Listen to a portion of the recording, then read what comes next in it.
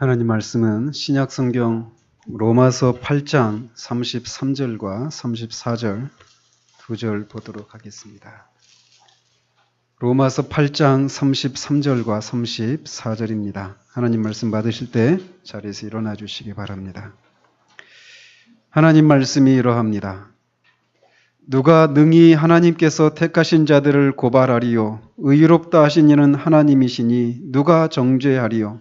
죽으실 뿐 아니라 다시 살아나신 이는 그리스도 예수시니 그는 하나님 우편에 계신 자요 우리를 위하여 간구하시는 자시니라. 아멘. 우리는 지난주부터 그리스도께서 하나님의 우편에서 우리를 위해서 간구하시는 것에 대해서 살피고 있습니다. 주님께서 지금 하나님 우편에서 지금도 우리를 위해서 간구하고 계시는데 이 일은 그리스도께서 제사장으로서 제사장 직분을 감당하시는 일이다라고 말씀을 드렸습니다. 그러면서 제사장이 하는 일이 크게 두 가지인데 하나는 죄인들을 위한 속죄 제물을 드리는 것이고 또 하나는 그 속죄 제물의 피를 가지고 죄인들을 위해서 중보하는 것이다 라고 말씀을 드렸습니다. 그런데 이렇게 죄인들을 위해서 중보하는 것, 간구하는 이 일은 대제사장의 직분에 있어서 없어서는 안 되는 필수적인 것이고 제사장 직분 중에서도 가장 탁월한 것에 해당된다라고 말씀을 드렸습니다. 그렇기 때문에 만약에 하나님께서 그리스도에게 이 우리를 위해서 간구하시는 이 일을 덧붙이지 않으셨다라면 그리스도는 완전한 대제사장이 되지 못하는 것이다 라고 말씀을 드렸어요. 그리스도가 완전한 대제사장이 되지 못하면 우리의 구원도 완전한 구원이 되지 못하기 때문에 하나님께서는 그리스도의 죽으심 위에 이 그리스도의 중보하심, 그리스도의 간구하심이라고 하는 것을 덧붙이셨다라고 하는 것을 말씀드렸습니다. 오늘은 이어서 이렇게 그리스도의 죽으심, 십자가의 죽으심 그 자체로 그리스도의 그 속죄 제사는 완전한 것인데 왜 여기에다가 그리스도의 그 중보 사역을 간구하시는 사역을 첨가시키셔서 우리의 구원을 이루도록 하셨는가? 이것에 대해서 조금 더 구체적으로 말씀을 드리도록 하겠습니다. 하나님께서 이렇게 그리스도를 통해서 우리를 구원하시는데 그리스도의 죽으심 위에 그리스도의 간구하심이라고 하는 이것을 덧붙이신 세 가지 이유가 있습니다. 하나는 하나님 이렇게 하는 것이 하나님의 영광을 위한 것이기 때문에 그렇고 두 번째로는 이렇게 하는 것이 우리의 구원을 확실하게 하는 그런 방식이기 때문에 그렇고 세 번째로는 그리스도께서 이렇게 하는 것이 그리스도께서 지속적으로 우리한테서 영광을 받으시는 그런 방식이 되기 때문이다라고 결론적으로 말씀을 드릴 수 있습니다. 그래서 이런 것들을 이제 하나씩 살펴보도록 하는데 먼저 그리스도께서 하늘에서 우리를 위해서 중보하게 하셔서 우리의 구원을 이루시는 이 방법, 이것은 하나님께서 가장 크게 영광을 받으시는 방법이기 때문에 이런 방식을 취하셨다라고 하는 것에 대해서 살펴보도록 하겠습니다. 하나님은 저와 여러분들의 죄로 인해서 심히 부당한 대우를 받으셨고 지금도 받고 계십니다. 죄의 본질은 무엇이냐면 하나님을 하나님으로 인정하지 않는 거예요. 하나님을 왕으로 인정하지 않는 것입니다. 하나님을 우리의 주권자로 인정을 하지 않는 거예요. 그래서 하나님의 뜻대로 살지 않는 것, 이게 바로 죄란 말이죠. 하나님의 뜻대로 살지 않고 우리 마음대로, 우리 뜻대로 사는 것, 이것이 바로 죄의 본질입니다. 그렇기 때문에 하나님은 하나님을 하나님으로 인정하지 않고 우리 마음대로 살아가는 이 우리의 죄 때문에 계속해서 부당한 대우를 받으셨고 또 지금도 받고 계시다라는 것입니다. 그렇기 때문에 하나님은 우리를 구원하시는 과정에서 그 구원의 처음부터 끝까지 하나님으로서의 대우를 받으시기를 원하십니다. 그래서 하나님이 하나님의 대우를 받으시기 위해서 취하신 방식이 무엇이냐면 하나님과 죄인인 우리 사이에 중보자를 두고 구원을 이루시는 방식을 취하신 거예요. 하나님은 이렇게 죄인과 하나님 앞에 나아가기 위해서, 죄인이 하나님 앞에 나아가기 위해서는 곧장 우리가 하나님 앞에 나아가는 것이 아니라 제사장이나 중보자를 통해서 하나님 앞에 나아가는 이런 방식을 통해서 하나님의 대우를 받으시기를 원하신 것입니다. 그래서 우리가 그리스도께서 하나님 보좌 우편에 앉아 계신다. 이것을 우리가 살피면서 말씀을 드렸듯이 그리스도가 하나님의 우편에 앉아 계신다. 이것은 그리스도께서 왕으로서 앉아 계시는 것이다라고 말씀을 드렸어요. 그래서 모든 만물을 통치하시고 심판하실 권세를 가지신 왕으로서 앉아 계시는 것이다라고 말씀을 드렸습니다. 그런데도 그리스도가 그 왕의 권세를 행사하기 위해서는 항상 간구를 해야 되는, 하나님께 간구를 해야 되는 제사장으로서 행하신다라고 하는 것을 우리가 잊지 말아야 합니다. 그렇기 때문에 시편 2편에도 보면 비록 하나님께서 그리스도를 거룩한 시온에 세우셨습니다. 왕으로.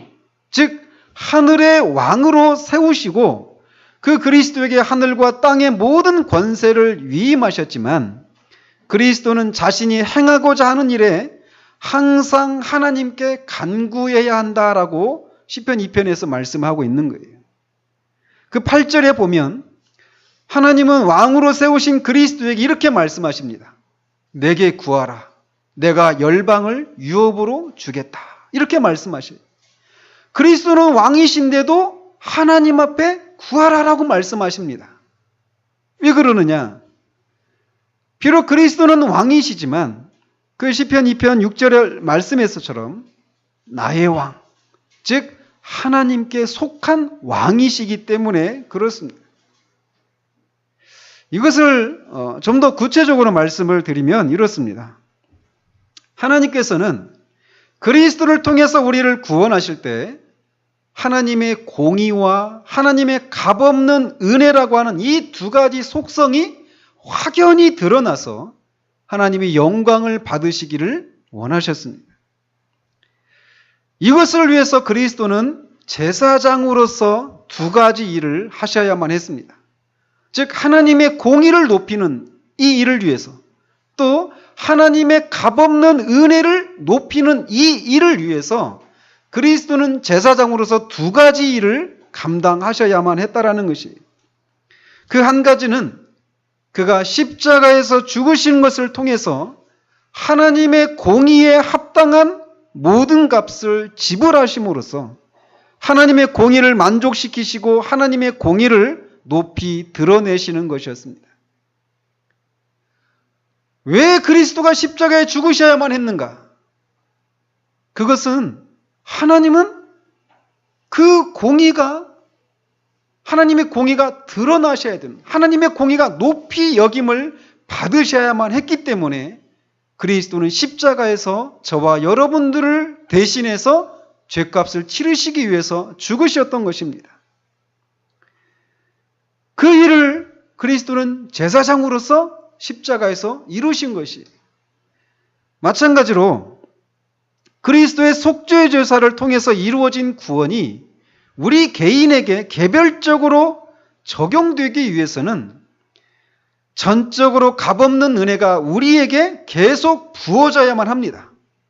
그런데 이렇게 전적인 값없는 은혜가 우리에게 부어지기 위해서는 그것을 위해서 그리스도께서 하늘에서 항상 하나님의 값없는 은혜가 우리 가운데 부어지기를 위해서 간구하시는 일을 하셔야만 한다는 것이, 이렇게 함으로써 이 두 가지 일을 하심으로써 하나님의 공의와 하나님의 값없는 은혜가 똑같이 높여지게 된다는 것입니다. 이것에 대해서 히브리서 기자는 4장 16절에서 우리에게 은혜의 보좌로 담대히 나가라라고 우리를 격려하고 있습니다. 그가 우리를 그렇게 격려하는 이유를 14절에서 말하고 있는데, 우리가 그렇게 은혜의 보좌로 담대히 나아갈 수 있는 근거는 하늘에 들어가신 큰 대제사장이 우리에게 있기 때문이다라고 말씀을 하고 있습니다. 우리의 큰 대제사장이신 그리스도께서 계신 곳을 은혜의 보좌라고 이렇게 말하는 이유는 그리스도께서 그곳에서 하시는 일이 주로 하나님의 값없는 은혜를 얻어내는 일이기 때문에 은혜의 보좌라고 말하고 있는 것입니다. 지난주에도 말씀드린 대로 구약의 대제사장이 1년에 한 차례씩 지성소에 들어가서 그 성소에서 드렸던 그 속죄 제물의 피를 가지고 지성소 안에 있는 속죄소 위에 또는 시은좌라고 하는 그 불렸던 그곳에 그 속죄 제물의 피를 뿌리면서 죄인들의 죄를 사해 주실 것을 간구해야 한다라고 말씀을 드렸습니다. 이 두 가지가 다 이루어져야 온전한 제사가 된다라고 말씀을 드렸어요. 그런데 대제사장이 지성소에 들어가서 속죄소의 피를, 속죄 제물의 피를 뿌리면서 간구할 때 또 하나 가지고 들어가는 것이 있다고 말씀드렸어요. 그것이 무엇이죠? 바로 그것은 향기로운 향이라고 말씀을 드렸어요. 향기로운 향을 속죄소 위에다가 분향을 하도록 했단 말이죠. 근데 그 향이 무엇을 상징한다고 말씀드렸습니까? 계시록 8장에서 말하고 있는 것처럼 기도라고 말씀을 드렸어요. 즉 대제사장이 속죄 제물의 피를 속죄소 위에 뿌리는 것뿐만 아니라 향을 피워서 하나님 앞에 분향을 드리면서 기도를 하는 겁니다. 죄인들의 죄를 사해 주시도록 하나님의 은혜를 간구하는 거예요. 이렇게 하는 것을 통해서 속죄 제사가 온전히 하나님 앞에 받아들여진단 말이죠. 바로 그런 이유처럼 그리스도는 하늘에서 하나님의 은혜를 간구하는 사역을 지금도 하고 계신 것이에요. 이 땅에 계시던 동안에는 하나님의 공의를 만족시키고자 하는 일을 하셨고, 하늘에서는 하나님의 자비와 긍휼과 관련된 일을 하고 계신 것입니다. 이렇게 함으로써 그리스도는 하나님의 공의와 은혜를, 값없는 은혜를 높이고 계신 것이에요. 이렇게 그리스도가 하나님과 우리 사이의 중보자로 제사장으로 계시면서 하나님께 죄인들에게 필요한 은혜를 계속해서 주실 길을 간구하시는 것을 통해서 하나님은 영광을 받으시고 계시다라는 거예요.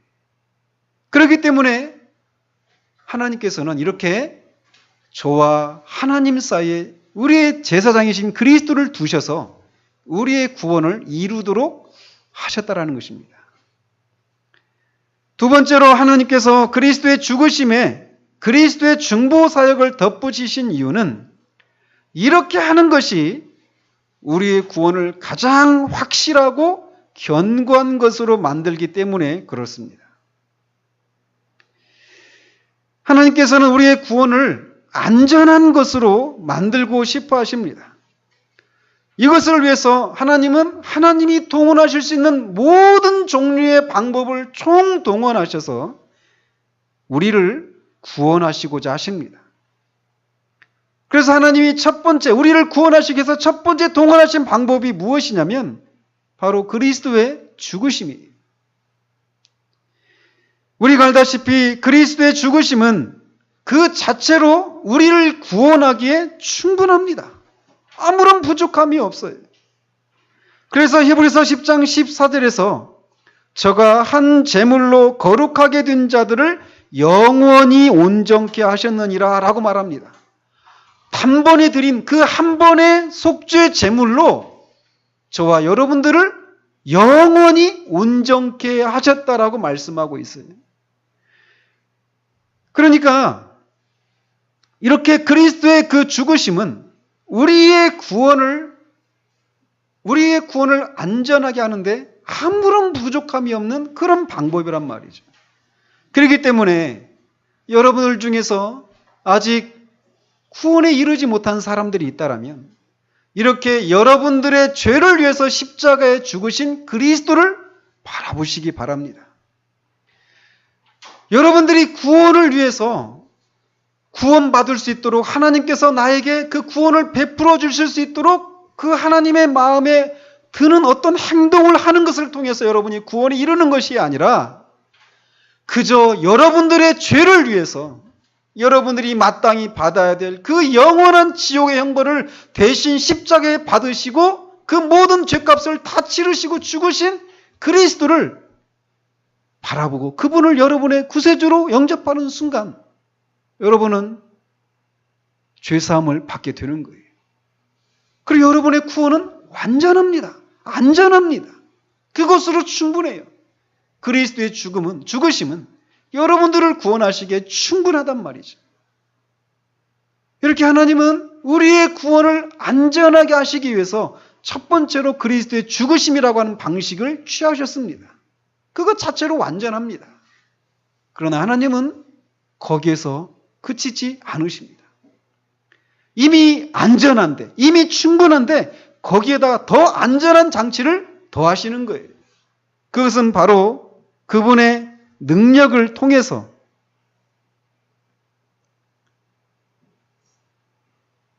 그렇게 또 다른 안전장치를 마련하십니다.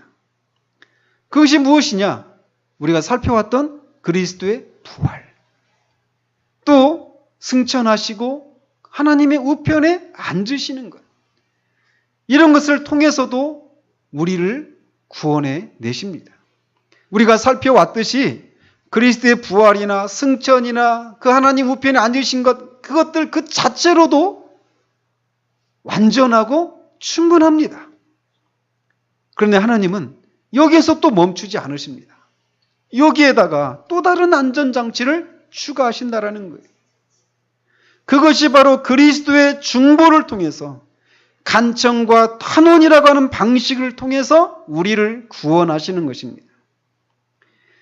이건 역시 그 자체로 부족함이 전혀 없습니다. 그런데 하나님은 이 세 가지 방법 모두가 우리를 구원하는 데 있어서 각각 그 자체로 충분하고 완전한데 이 모든 방법이 함께 작용하도록 하신다라는 것이. 그러니 우리의 구원이 얼마나 안전하겠는가라는 것입니다. 그리스도의 죽으심도 우리를 구원하는 데 안전합니다. 그의 부활과 승천과 그 우편에 앉으심도 안전합니다. 그 자체로 충분합니다.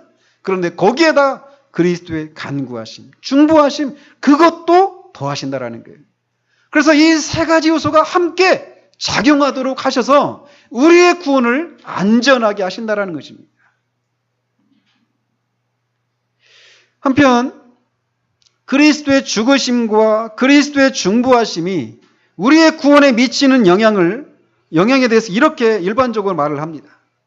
즉 그리스도의 죽으심은 그리스도께서 우리를 위해서 구원을 값주고 산 것, 이런 것이다라고 말을 하고, 그리스도의 중보하심은 그리스도께서 죽으심을 통해서 얻어내신 그 구원을 우리에게 나누어 지른 방편이다라고 말을 합니다.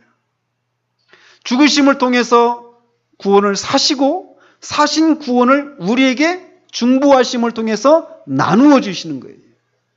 이게 죽으심과 중보하심의 이 관계입니다. 이것을 그림처럼 보여주는 한 가지 신뢰가 있습니다. 즉 그리스도께서 그의 죽으심을 통해서 얻으신 구원을 그의 간구하심을 통해서 나누어 주시는 이것을 보여주는 그림 같은 신뢰가 사도행전 2장에 나옵니다. 사도행전 2장에 나오면 어떤 사건이 일어납니까? 교회사적으로 중요한 사건이죠.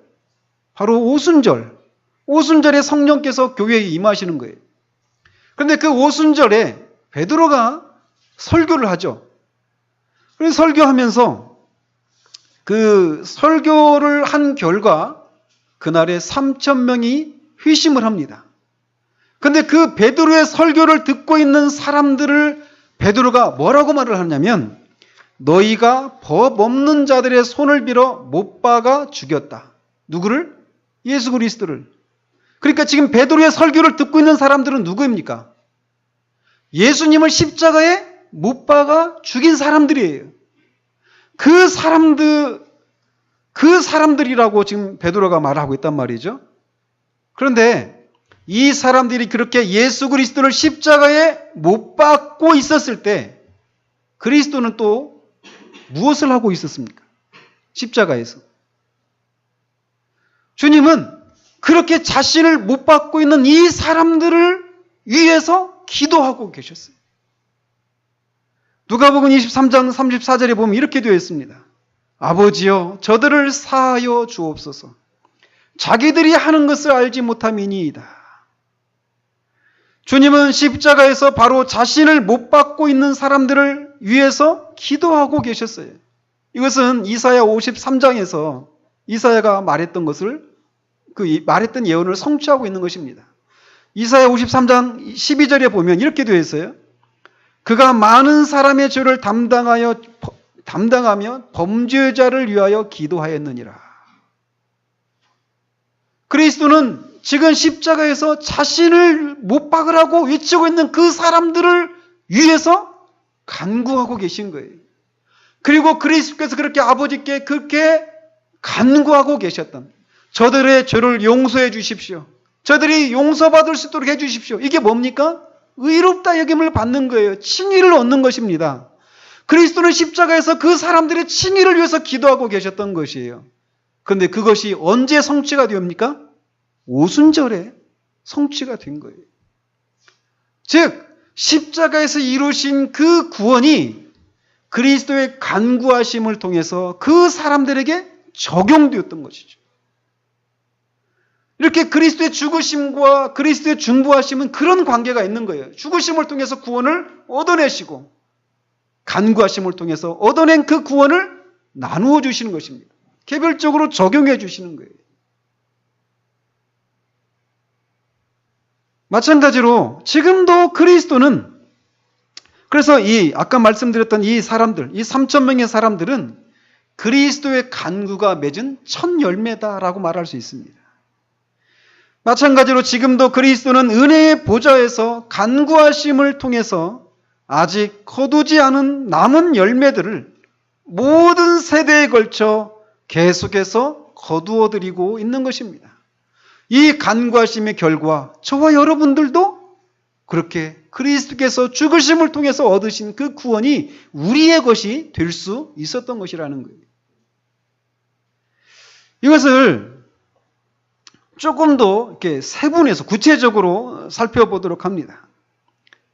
즉 그리스도께서 하나님 우편에서 우리를 위해서 간구하시는 것, 중보하시는 것이 우리가 의롭다함을 얻는 일과 어떤 관계가 있는가라고 하는 것을 살펴보도록 한다는 거예요.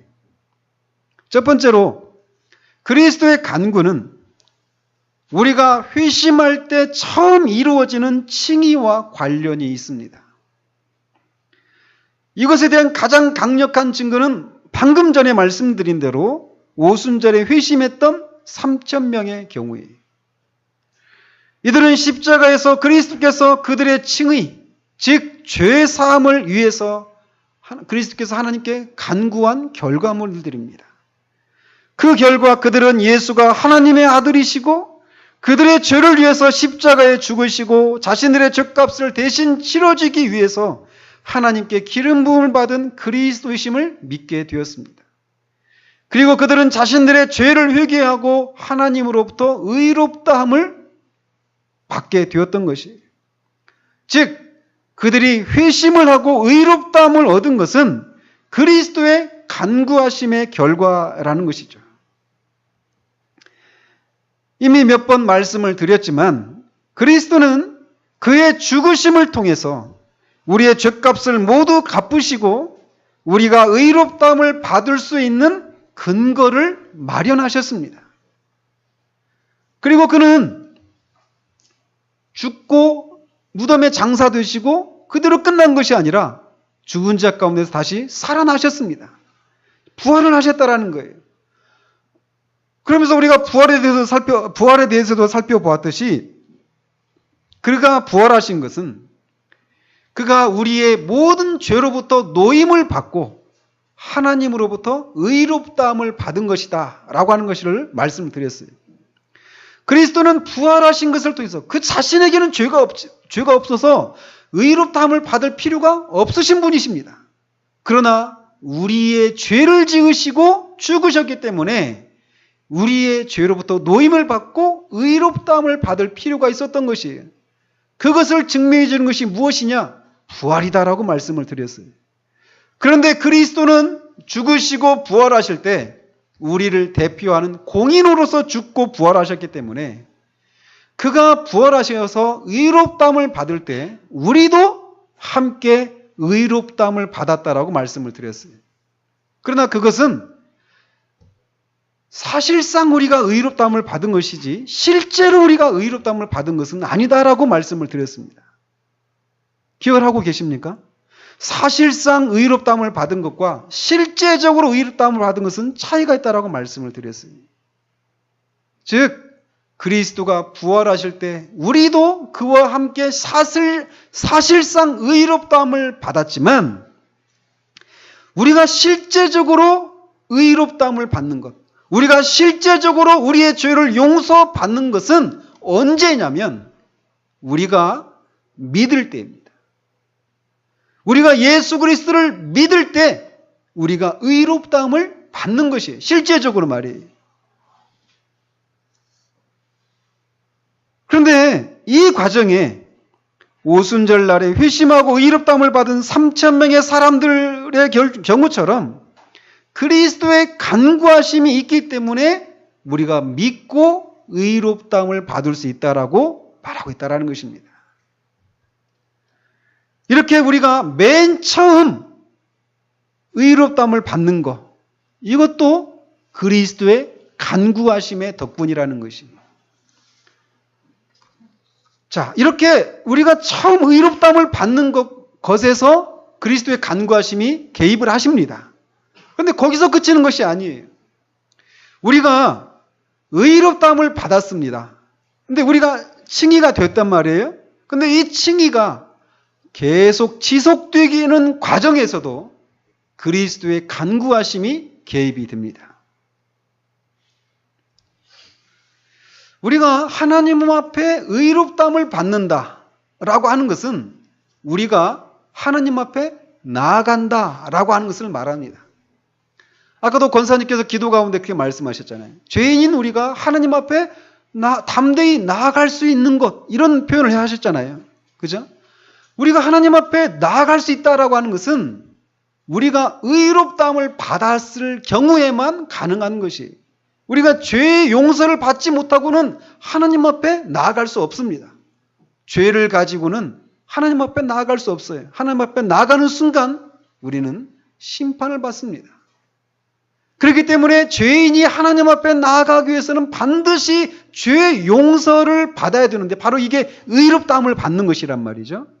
그런데 문제는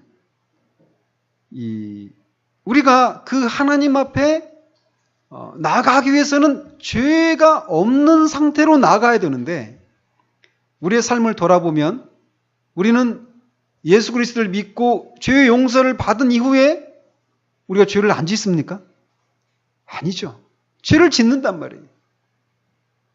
이것을 위해서도 그래서 우리가 죄의 용서를 그렇게 하나님 앞에 은혜의 보좌 앞에 계속 나아가야 되는데 그것이 가능하도록 하기 위해서 그리스도께서 하나님 우편에서 지금도 간구하고 계시다라는 거예요. 히브리서 7장 25절에서 히브리서 기자가 말하기를 그리스도께서 항상 살아계셔서 우리를 위해서 매 순간 간구해 주시기 때문에 우리가 하나님 앞에 나아갈 수 있다라고 말하고 있습니다. 즉 우리의 칭의가 중단된다면 우리는 하나님 앞에 그 순간 나아갈 수가 없어요. 그런데 우리의 칭의가 중단이 되지 않고 지속될 수 있는 것은 그리스도께서 지금도 하나님 우편에서 우리를 위해서 간구하고 계시기 때문이다라고 말하고 있다는 것입니다. 그런데 그리스도께서는 이 일을 제사장으로서 지금도 하고 계시는데 이 일을 언제까지 하시냐면 영원토록 하신다라는 거예요. 그렇기 때문에 그래서 그 제사장 직분이 갈리지 않는다라고 말을 합니다. 그렇기 때문에 우리가 영원토록 의롭다함을 받을 수 있다라는 거예요. 이렇게 그리스도께서 그 제사장 직분이 영원토록 갈리지 않기 때문에 갈리지 않은 채 우리를 위해서 계속해서 간구하고 계시기 때문에 우리의 칭의는 영원토록 계속된다라고 하는 것을 우리가 확신할 수 있습니다. 이거는 가능한 얘기가 아니지만 이런 일이 있을 수 없지만 한 가지 한번 상상을 한번 해보십시다. 가정을 한번 해보십시다. 우리의 칭의가 처리되는 것은 이런 일이 있을 수 없습니다. 한번 우리를 의롭다 하셨으면 계속해서 우리는 의로운 사람이 되는 거예요. 우리 의로운 상태로 있는 것입니다. 그러나 가정을 해보자라는 거예요. 왜냐하면 우리가 의롭담을 받았는데 그것이 번복되는 거, 처리되는 거, 이것이 가능하기 위해서는 두 가지 경우에만 이런 것들이 가능할 거예요. 하나는 무엇이냐면 하나님이 우리의 옛 죄를 다시 기억하실 때 우리의 칭의는 처리가 될 것입니다.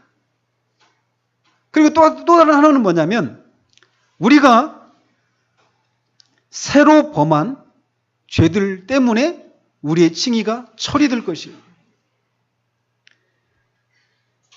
우리가 실상 우리의 영혼의 대적자들로부터 공격을 받는 것이 바로 이것 때문에 그렇습니다. 원수는 우리에게 특별히 기도할 때 그런 일들이 많아요. 참 아이러니한 것은 우리도 잊어먹었던 옛날 죄, 우리의 기억에서 싸그리 다 사라졌던 그 옛날 어떤 죄가 갑자기 생각나는 경우들이 있습니다.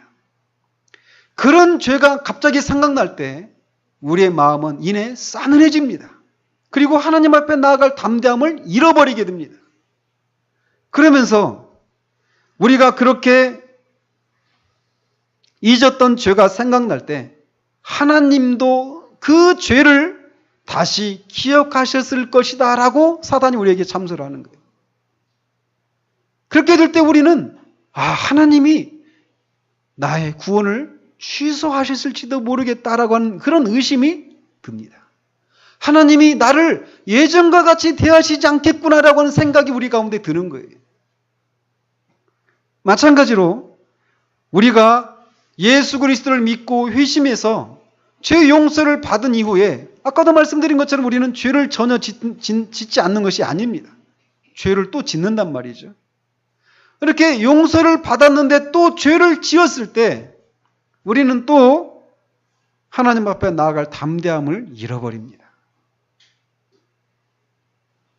이렇게 우리가 하나님이 우리가 지었던 옛날 죄를 다시 기억하신다 라고 생각하는 것 때문에 또는 우리가 은혜를 경험했는데 또 죄를 짓고 말았구나 라고 하는 상황에 직면했을 때 우리는 우리의 칭의가 다시 번복되는 것은 아닌가, 다시 처리되는 것은 아닌가 라고 하는 그런 의심을 갖게 된단 말이죠. 그러나 이런 일이 원천적으로 일어나지 않도록 하나님께서 조치를 취하셨는데 그게 바로 그리스도의 간구하심이라는 거예요. 이게 무슨 의미가 있느냐? 이렇습니다. 먼저 하나님께서는 그리스도로 하여금 우리를 위해서 중보하게 하심으로써 우리의 옛 죄들이 하나님의 기억 속에 되살아나서 우리를 향한 하나님의 판단을 처리하는 일이 결코 없도록 필요한 조치를 이미 취해 놓으셨습니다. 바로 이런 목적을 위해서 하나님은 자신의 가장 가까운 곳에 그리스도를 앉히셔서 그리스도로 하여금 하나님 자신에게 십자가에서 이루어진 완전하고 흡족한 그 희생제사를 기억하도록 하고 계시는 거예요. 그러나 이렇게 말한다고 해서 우리가 오해는 하지 말아야 됩니다.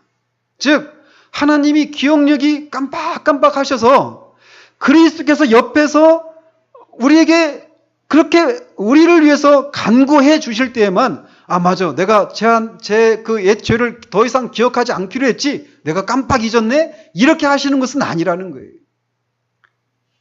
하나님은 어느 신학자가 말한 것처럼 전능한 망각을 하시는 분이십니다. 완전히 잊으셨어요. 우리의 옛 죄를 더 이상 기억하지 않으십니다. 그런데 왜 그리스도를 옆에 두셔서 그리스도가 십자가에서 이루신 그 완전한 속죄 자세를 기억나도록 그렇게 하시는 방식을 취하셨는가? 그것은 바로 저와 여러분들의 믿음을 더 강화시키시기 위한 것입니다. 이게 무슨 말이냐면 창세기에 보면 하나님께서 노아 홍수 후에 더 이상 이제는 물로 세상을 심판하지 않겠다라고 언약을 하십니다. 그죠?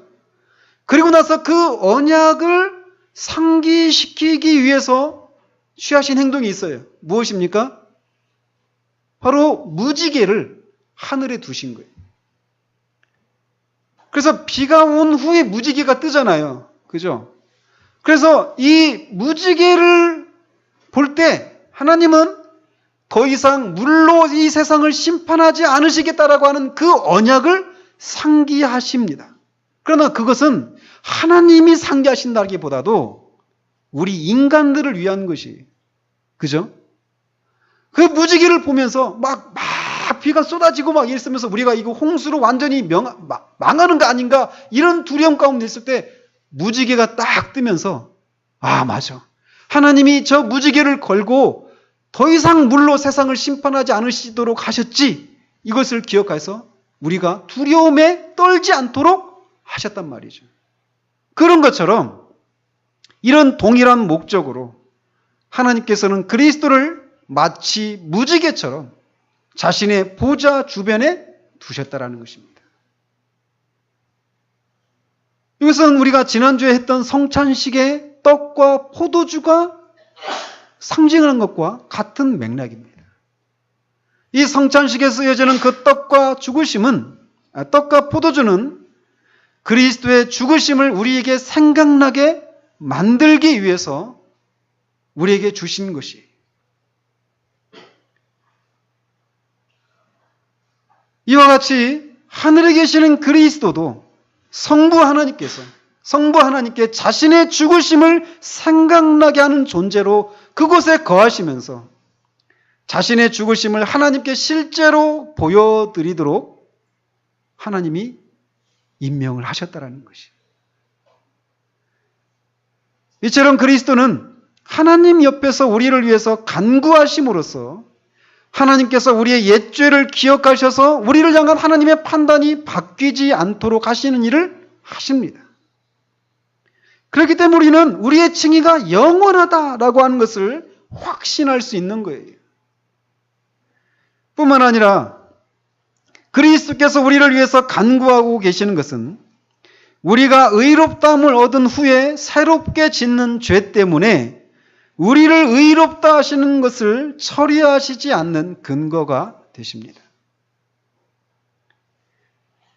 말씀드린 것처럼 우리가 처음 회심할 때 하나님께서는 우리를 의롭다고 하십니다. 그리고 우리의 모든 옛 죄를 영원토록 용서해 주시고 다시는 기억하지 않으십니다. 하나님께서 이렇게 하시는 근거는 그리스도께서 이 땅에 사신 일에 근거합니다. 즉 그가 십자가의 죽으심으로 말미암아 하나님 우리가 거듭나지 않은 본성 가운데 행한 모든 죄를 다 용서해 주시고 다시는 그 죄들을 기억하지 않으시는 거예요. 그러나 우리가 거듭났지만 우리는 새롭게 죄를 지을 수밖에 없는 존재들입니다. 그렇기 때문에 우리는 계속해서 죄 용서가 필요한 것이 이것을 위해서 하나님은 그리스도로 하여금 우리를 위해 간구하시도록 한 것입니다. 물론 우리가 회심할 때 죄 용서를 받고 의롭게 되는 것은 거듭나기 전에 죄에 대해서만 용서를 받는 것이 아닙니다. 우리가 거듭난 이후에 짓는 죄에 대해서도 용서를 받는 거예요. 그러니까 우리가 이 부분에 대해서 우리가 흔히 오해를 많이 하거든요. 그러나 우리가 이것을 분명히 알아야 됩니다. 하나님께서 우리의 죄를 용서해 주신다라고 하는 것은 과거에 지었던 죄뿐만 아니라 미래에 짓게 될 그 모든 죄까지도 다 포함해서 죄 용서를 해 주시는 것이에요. 그럼에도 불구하고 우리가 거듭난 이후에 짓는 죄가 용서받는 데 있어서는 그리스도의 죽으심보다는 그리스도의 간구하심이 더 크게 작용을 한다라고 말할 수 있다라는 것이에요. 요한일서 2장 1절 2절에 보면 이렇게 말을 합니다.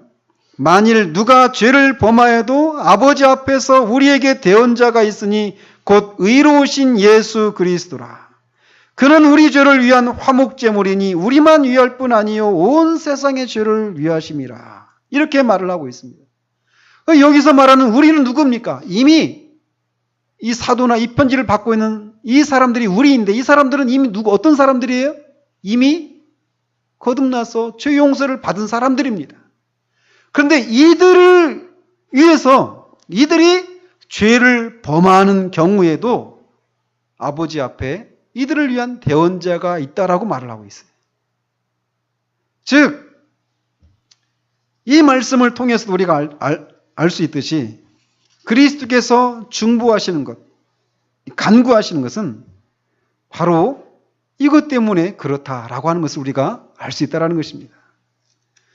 즉 그리스도의 간구하심은 주로 우리가 회심한 이후에 범하게 되는 죄들, 곧 하나님의 은혜를 받은 이후에 범하게 되는 죄들을 사함받도록 하기 위한 것과 관련이 있다는 거예요. 거듭 말씀드리지만 이 부분에 있어서 우리가 오해하지 말아야 됩니다.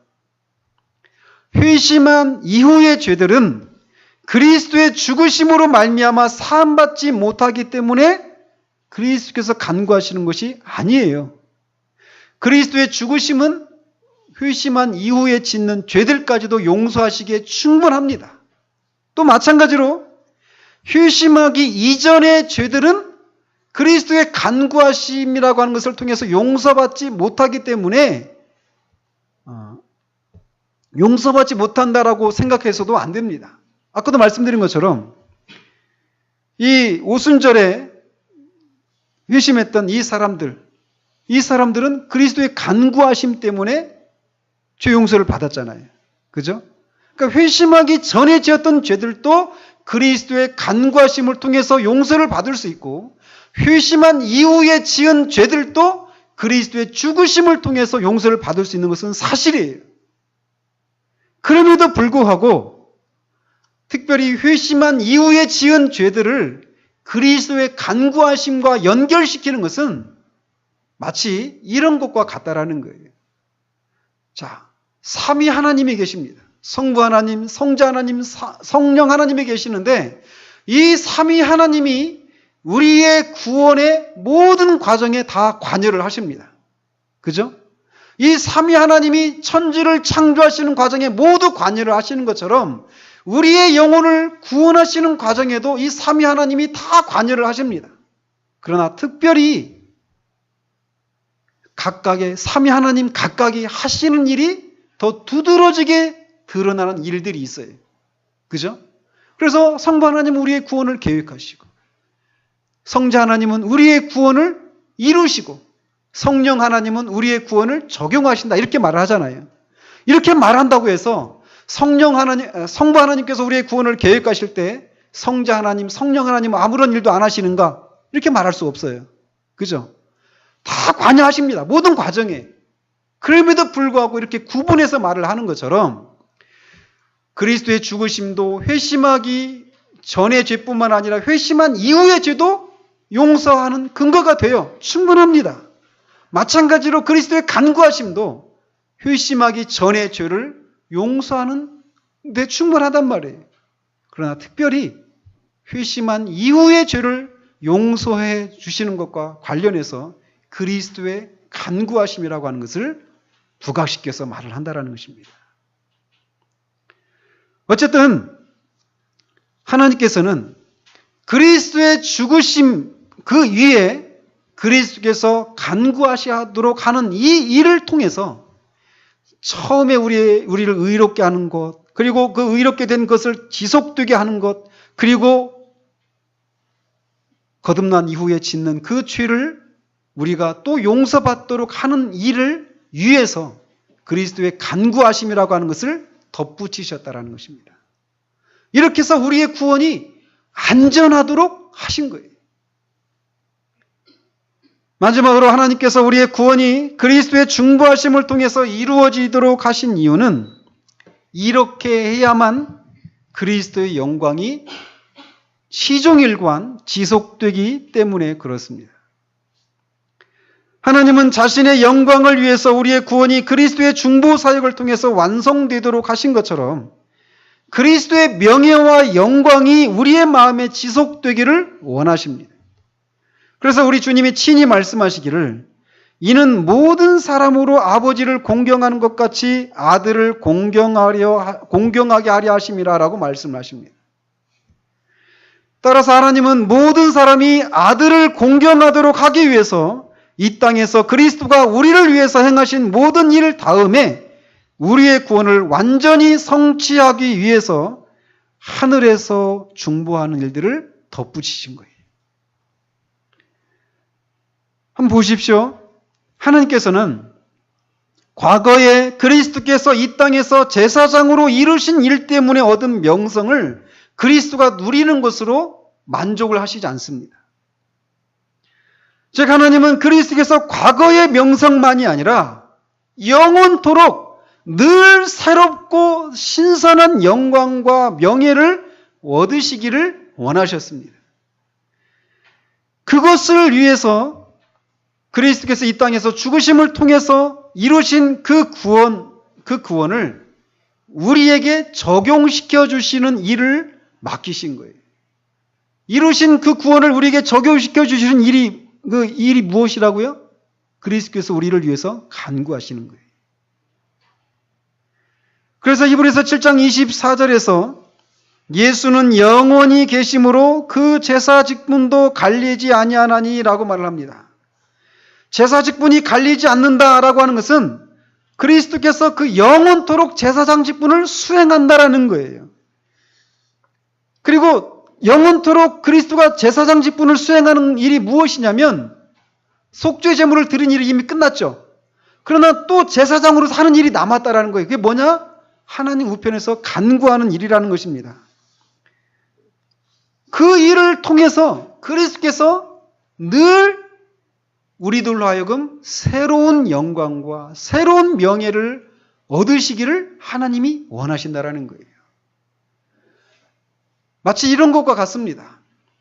과거에 아주 훌륭한 일을 하고 어떤 사람이 현역에서 은퇴를 했어요. 그리고 그 과거에 이룬 그 업적을 보면서 사람들이 그 사람에게 가가지고 참 어떻게 그렇게 큰 일을 하셨습니까? 어떻게 그런 큰 업적을 이루셨습니까? 라고 하면서 그 사람을 칭찬하고 영광할 수 있어요. 영광을 돌릴 수 있어요. 그러나 그런 것처럼 그리스도께서 이미 과거에 이 땅에서 십자가의 죽으심을 통해서 이루신 그 일들은 우리가 계속해서 그 일은 그리스도께서 영광을 받으시기에 충분합니다. 그러나 하나님은 그걸로 만족을 하시는 게 아니에요. 그리스도가 받는 영광이 늘 새로운 것이기를 바라셨다라는 거예요. 그래서 어떻게 하시느냐? 그 간구하시는 일을 통해서 얻으신 그 구원을 나누어 주시는 일을 하시고, 아까도 말씀드린 것처럼 우리가 회심한 이후에 지었던 그 죄를 가지고 또 하나님 앞에 간구하시는 것을 통해서 우리의 칭의가 계속되도록, 우리가 그 용서를 받을 때마다, 그래서 우리가 용서를 받을 때마다 우리는 그리스도께 계속해서 영광을 돌리게 되는 것입니다. 즉 우리가 구원받은 이후에 죄 용서를 경험하는 것이 계속되잖아요, 우리 가운데. 그죠? 그럴 때마다 우리는 그리스도에게 이런 것도 그리스도께서, 주님께서 하시는군요. 라고 말하면서 그리스도께 또 새로운 그런 영광과 그런 존경을 돌려드리게 된단 말이죠. 그래서 하나님은 그리스도가 계속해서 이렇게 신선하고 새로운 영광을 받으시도록 하시기 위해서 하나님 우편에서 간구하는 일들을 하도록 하셨다라는 거예요. 이렇게 하시는 것은 결국 그리스도를 우리의 구원의 처음부터 끝까지 모든 과정에 지속적으로 참여하실 수 있도록 하는 것이 되어서 그리스도에게 지속적인 영광을 돌리게 되는 것입니다. 이것을 히브리서 12장 2절에서는 믿음의 주요 또 온전하게 하시는 이인 예수를 바라보자 라고 말을 합니다. 우리는 믿음의 시작으로서 그리스도의 죽으심을 바라보아야 합니다. 또한 믿음이 온전하게 되기 위해서도 하나님의 우편에 앉아 계셔서 우리를 위해 간구하시는 그리스도를 바라보아야 합니다. 또한 우리의 최종적인 구원을 위해서도 우리는 하나님 우편에 앉아 계셔서 우리를 위해 간구하시는 그리스도를 바라보아야 하는 거예요. 따라서 그리스도는 우리의 구원과 관련된 그 어떤 일에서도 제외되지 않습니다. 구원의 처음과 끝까지 그리스도는 다 참여하시고 관여를 하시고, 그래서 우리는 그 모든 과정 가운데서 그리스도께 영광을 돌려드리게 되는 것이, 우리는 하나님께서 그리스도를 통해서 우리의 구원을 이루시는 이런 과정에서 그리스도의 죽으심에 그리스도의 간과심이라고 하는 것을 덧붙이신 세 가지 이유를 살펴보았습니다. 이렇게 해야만 하나님이 영광을 받으시기 때문이고, 이렇게 해야만 우리의 구원이 확실하고 안전하기 때문이고, 이렇게 해야만 그리스도께서 지속적으로 우리로부터 영광을 받으시기 때문이다라고 하는 것을 말씀을 드렸습니다. 여러분들은 그리스도께서 지금도 하나님 보좌 우편에 앉아 계셔서 우리를 위해서 간구하신다라고 하는 이 사실로 인해서 여러분들의 구원이 더 확실하고 견고하다라고 하는 사실들을 발견하셨습니까?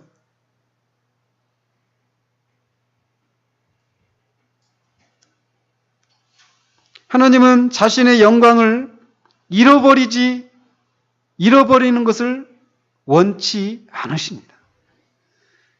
그렇기 때문에 그리스도의 간구를 통해서 계속해서 우리를 붙들고 계십니다.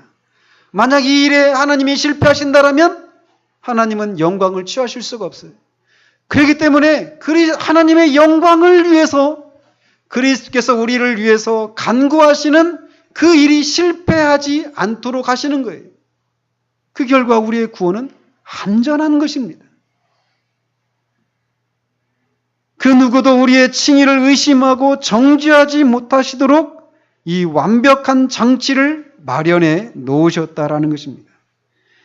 그래서 우리는 주중에 우리의 원수들이 우리를 정죄하고 송사하는 것 때문에 흠씬 맞아서 이렇게 주의를 이렇게 왔다가 하나님께서 우리의 구원을 안전하게 하시도록 위해서 마련해 놓으신 이런 장치를 기억하면서 다시금 우리 영혼이 소성함을 입어야 하는 것이,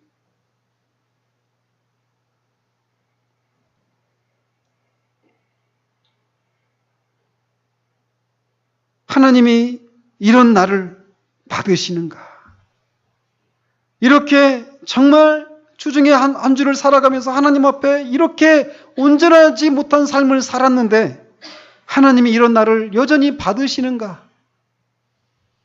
하나님이 이런 나를 여전히 사랑하시는가? 아니면 우리의 구원은 이제 취소된 것은 아닌가라고 하는 그런 의심이 들었다가도 무지개처럼 하나님 가까이 두셔서 우리를 위해서 간구하고 계시는 그리스도가 계시다라고 하는 이 사실을 기억하면서 그 그리스도를 바라봄으로 우리는 우리의 원수들에게 담대하게 외칠 수 있어야 한다는 거예요. 그리스도께서 우리를 위해서 지금도 간구하고 계시는데 누가 우리를 정죄할 수 있는가라고 말해요. 그리고 그런 일을 지금도 하고 계시는 그리스도를 향해서 우리는 끊임없이 새로운 영광을, 새로운 찬양을 올려드려야 한다라는 것입니다.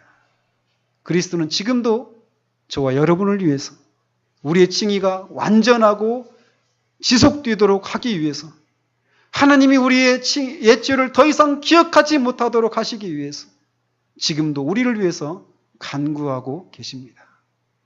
의심이 밀려오십니까? 여러분의 구원이 의심이 드십니까? 마땅히 살아야 되는데, 마땅히 해야 되는데 하지 못한 것 때문에 밀려오는 그 정죄감들, 그 죄책감들 때문에 하나님 앞에 나아갈 담대함을 잃어버린 경우들이 있습니까? 그렇다면 지금도 우리의 무지개로 하나님 가까이에서 우리를 위해서 간구하고 계시는 그리스도를 바라보십시오. 그것은 최고의 안전장치입니다. 이런 장치를 마련하신 하나님께 영광을 돌려드리는 저와 여러분이 되시기를 우리 주님 이름으로 축원드립니다. 기도하겠습니다. 하나님 아버지, 하나님이 행하신 이 완전한 이 구원의 방법을 우리가 계속 살펴보고 있습니다. 두렵기는 이런 것이 단지 사변적이고 관념적인 것에 머무르지 않기를 원합니다.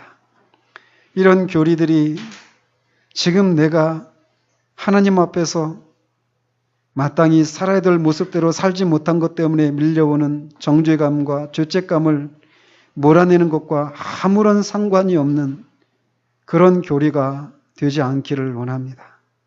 지금도 그리스도는 하나님 우편에 앉으셔서 우리를 위해서 간구하고 계신다라고 하는 이 사실을 기억함으로 우리가 하나님 앞에 마땅히 살아야 되는데 그렇게 살지 못한 것 때문에 밀려오는 죄책감이 우리 가운데 생길 때마다 그 그리스도가 우리를 위해서 간구하시는데 누가 우리를 정죄하리요? 라고 말하며 원수를 물리치고 하나님 앞에 담대하게 자유함 가운데 나아갈 수 있는 그런 우리가 될 수 있도록 주님 도우시기를 원합니다.